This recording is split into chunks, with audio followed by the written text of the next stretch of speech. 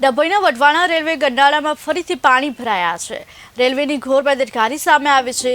ભર ઉનાળે ચોમાસા જેવી સ્થિતિનું નિર્માણ થવા પામ્યું છે। ખેડૂતો દ્વારા મશીનો મૂકી પાણી બહાર કાઢવામાં આવે છે।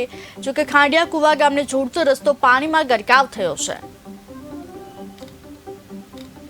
રસ્તો પાણીમાં ગરકાવ થતા લોકોને પણ અવરજવરમાં ભારે હાલાકી ભોગવવાનો વારો આવ્યો છે। ખાંડિયા કુવા ગામે જોડતો રસ્તો હાલ પાણીમાં ગરકાવ થયો છે। લોકોને ભારે હાલાકી ભોગવવાનો વારો આવ્યો છે। ડભોઈના વઢવાણા રેલવે ગરનાળામાં ફરીથી પાણી ભરાયા છે। રેલવે તંત્રની ઘોર બેદરકારી સામે આવી છે। ઉનાળામાં ચોમાસા જેવો માહોલ સર્જાયો છે। જોકે ભર ઉનાળે ચોમાસા જેવી સ્થિતિનું નિર્માણ થયું છે। જોકે હાલ ખેડૂતો દ્વારા મશીનો મૂકી પાણી બહાર કાઢવામાં આવી રહ્યા છે। લોકોને પણ અવરજવરમાં ભારે હાલાકી ભોગવવાનો વારો આવી રહ્યો છે। ખાંડિયા કુવા ગામને જોડતો રસ્તો હાલ પાણીમાં ગરકાવ થયો છે।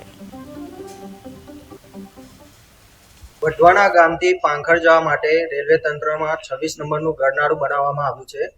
આ ગરનાળામાં 12 માસ પાણીની સમસ્યા રહે છે।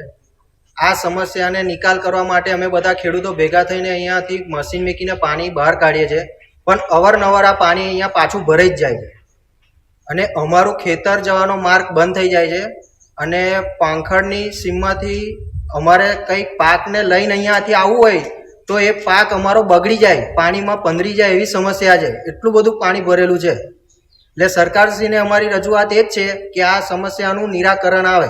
આ સમસ્યા જ્યારથી રેલવે આ ગરનાળું બન્યું ત્યારથી જ છે અને દરેક પબ્લિકને, ખેડૂતોને અકોટા જવું હોય તો રેલવે ક્રોસ કરીને જવું પડે છે।